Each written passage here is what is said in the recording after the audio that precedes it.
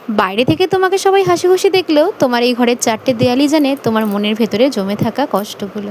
So finally দিনটা চলেই আসলো। আজকে আমাদের ঘর চেঞ্জ করার পালা। কিছু করার নেই, মনটা তো একটু খারাপ লাগছে, তবে আরেকদিকে এক্সাইটমেন্টও লাগছে। প্রথমে তো জিনিসপত্রগুলো এলোমেলো করে রাখা হয়েছিল, আর আমি গিয়েই সব কিছু মুছে টুছে পরিষ্কার করে নিচ্ছিলাম। আসলে ওই বাড়িতে থাকলে অনেকদিন এগুলো ঠিকঠাক মোছা হয়নি, তাই মুছে নিচ্ছিলাম। দেখো, শুধু ঘর চেঞ্জ করা মানে জিনিসপত্র এদিক আর ওদিক করা না, শরীরের ওপর দিয়েও অনেকটাই পরিশ্রম যায়। আজকে সকালে তো ব্রেকফাস্ট করার কোনো সময় পাইনি, তাই বাইরে থেকে পরোটা ডিম সিদ্ধ নিয়ে এসেছিলাম। দুপুরে আমাদেরকে একটা কাকিমা তাদের বাড়িতে নেমন্ত্রণ করেছে, ওখানেই আমরা খেয়ে নেবো। আর বাড়িতে আমাদের আজকের কোনো রান্নার ঝামেলা নেই। এটাই পরোটা আশা করি তোমাদের অনেকেরই ভালো লাগে, আমার তো বেশ ভালো লাগে। সেই সকাল দিয়ে কাজ শুরু করেছে, আর সবকিছু একসাথে গুছিয়ে নিতে আমাদের রাত হয়ে গেছে, মানে প্রায় সন্ধে পার হয়ে গেছে। অ্যাটলিস্ট আমার ভেট খাবার পাতার সময় হয়েছে, কারণ সবার শেষে আমি এই কাজটাই করলাম। বাচ্চা ছোট থাকলে সংসার আর বাচ্চা দুটো একসাথে সামলানো কতটা চাপের একটা মাই বোঝে। আজকে ডিনারে খেয়েছিলাম রুটি তরকা। আজকে রান্না করার সেরকম সময় পাইনি বলে তাই বাইরে থেকেই বাবাই নিয়ে এসেছিল। তরকা আমার অলওয়েজ ফেভারিট, সে আমি ভাত দিয়েও খেয়ে নিতে পারি। সারাদিনের পরিশ্রমের পর যখন এই গরম গরম ডিম তরকার সাথে রুটি পেয়েছিলাম, আহা পুরো জমে গেছে। নতুন বাড়ির ভিডিও নিয়ে আসছি নেক্সট পার্টে।